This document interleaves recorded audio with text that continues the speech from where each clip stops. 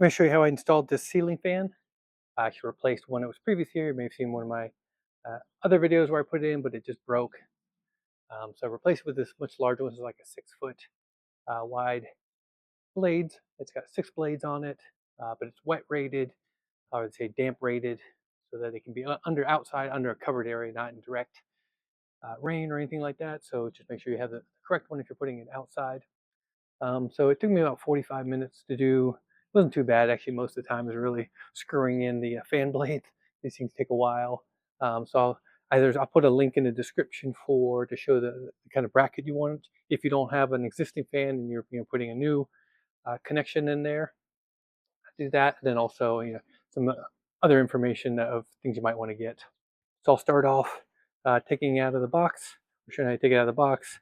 Put it all to assemble it, connect the electrical, and then test it out.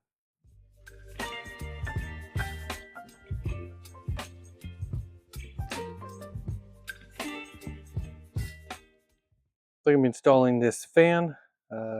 It's an outside, and this is an exterior fan, so you can say covered outdoor, which means it can't be in the actual open rain, or sometimes they'll call them damp rated, something like that.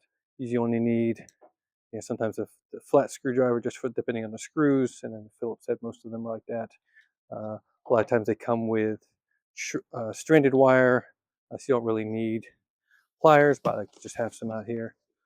So you have to check your install instructions, but most of the ones I've done recently are like this, where it has a bracket that screws into the mounting on the ceiling. There's a down rod.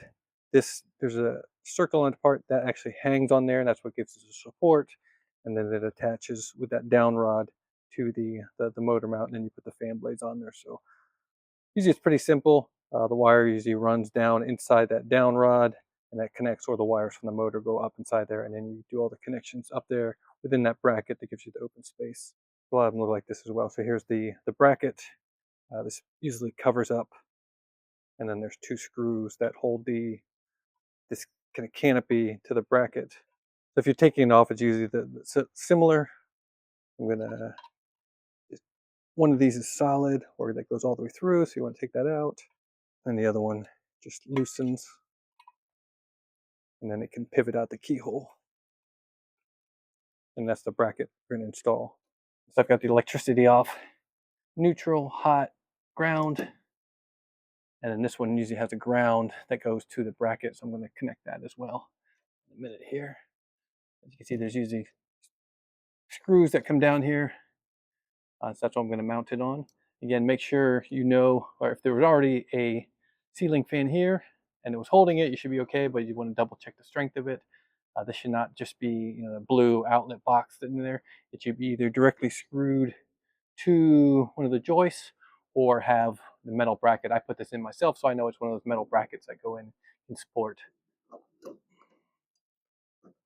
And put the other screw in here, and that's gives you the support, and then for the bracket. Okay, so now that I have the bracket in, I'm gonna get the motor assembly together. So the important thing is just to make sure you have all these pieces on here, because once they go on, you all get screwed together, and they have to go on afterwards. But you can't put it on afterwards. So I'm just going to feed the wire through here. You usually get extra long, lots of wire here, just in case because they don't know what size down rod you're going to use. So you just feed it in here, and I'll trim it afterwards. All right, so I got everything in here. Put the wires through the support. Make sure just follow the instructions, but make sure there's usually a pin here that's holding this bracket onto the down rod, that's in there, that you didn't remove that. Most times you don't have to. Sometimes there's some set screws here that kind of hold that to keep it from twisting. And then likewise in the bottom here, this down rod goes into the motor bracket. It screws in, and there's usually a pin going through here. So there's a pin, screws, or something else that keeps it from turning. So make sure all that's tight according to your directions.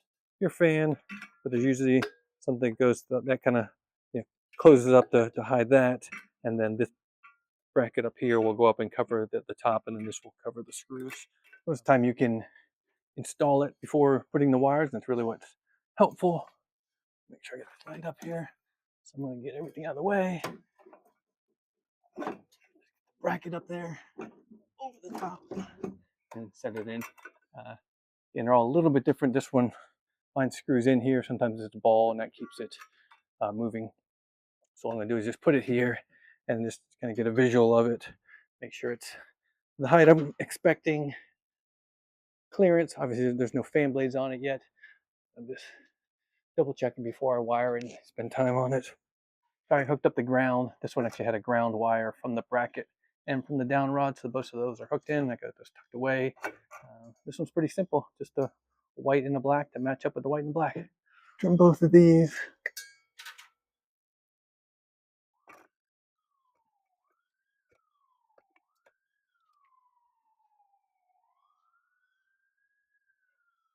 Black.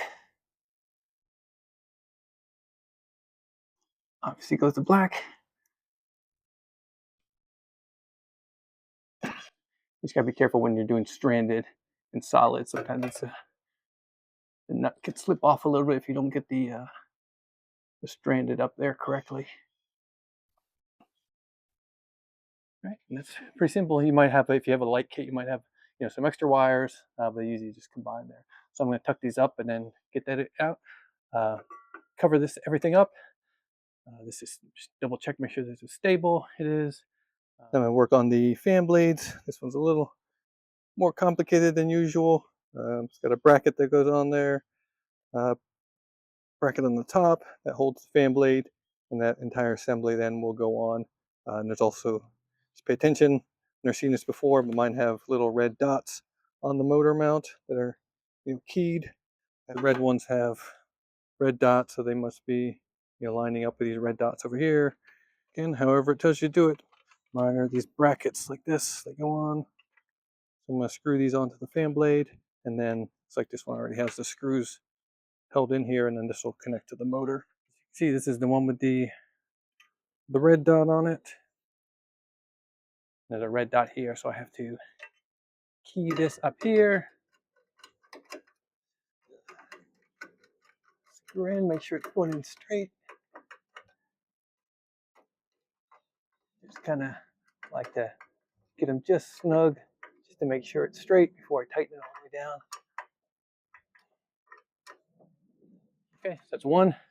5 more to go, so I'm going to do all 3 of the red ones and then do the non-keyed ones. Screw in the last fan blades here. I just got tired of screwing it by hand, so when I got the impact driver, also these screws are different sizes. Just be careful. And this stripper.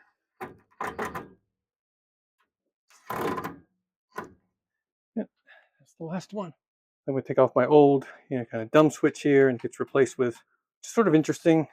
Normally these always look like smart switches, so they would need a hot and the neutral, which could be slightly confusing. This says hook it up in series, which I'm assuming just means the way with the same thing with the dumb switch, where the hot comes in, and this just breaks that connection and it goes out, and then the neutral just does a pass through. So anyways, it has a warning on there, don't hook neutral and black onto this, which is, like I said, a little bit different than I normally see, but I'm going to take off the old one and put this one in.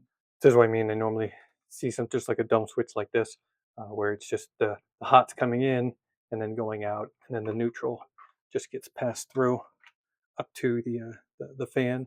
And this is the first time I've ever seen this, so most of the other ones will not be like this, where you'd already have the switch in place. This previous one had the switch, and then I had a remote control, and so that's why I just didn't need a smart switch here. I did notice on here it does say to, it's kind of hard to see here, to the motor, and this one is from the AC, so it is specific. Luckily, this has been labeled here, so I know which is the switch and which is the power. So the power's, and then this is the switch that goes to the fan.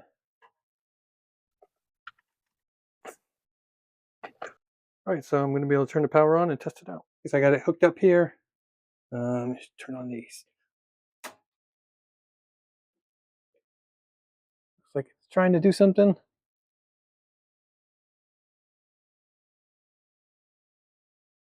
Seems to be working okay. Must have been already on. Turn it off. All right. Seems to be working correctly. Try a different setting here one more time. Oh, I turned it off. That's right. Setting 3. Looks like it's speeding up here, so not too bad. Took about a little less than an hour.